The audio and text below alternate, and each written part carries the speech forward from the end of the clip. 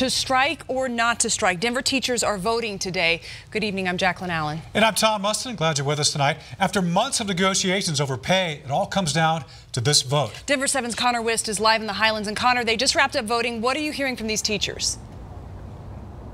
Jacqueline and Tom, many of them say they are just simply frustrated and they don't think they're being compensated fairly. And if this vote goes to a strike, this could mark the district's first strike in 25 years. Now, we talked to many teachers walking in and out of this church all day long today. And after no agreement was met last night, the question becomes, well, what's next?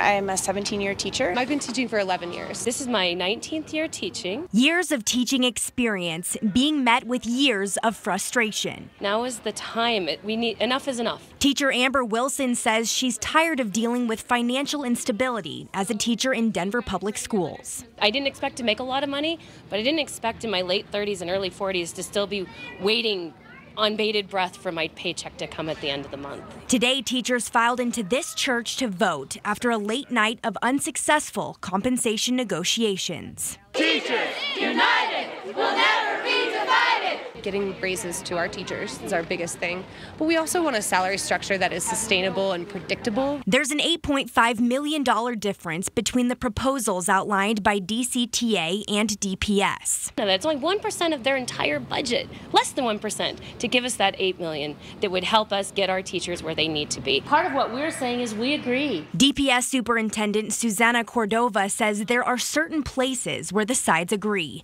but also pointed out areas where the district is not willing to change its mind. The differences in our proposals and where we will not compromise is on ensuring that we have funds to pay the teachers who work in our highest poverty schools. The current proposal from DPS would raise teacher salaries on average by 10%.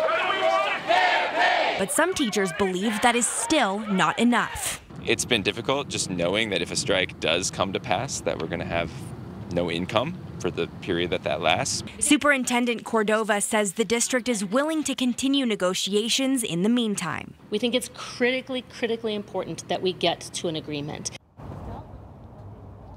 With Monday as a holiday, teachers will continue voting on Tuesday. Now, we will not get the results until about midweek, but teachers say they still plan to be at school this week while it's in session. Live in Denver tonight, I'm Connor Wist, Denver 7. And we'll stay on top of it. Thanks, Connor.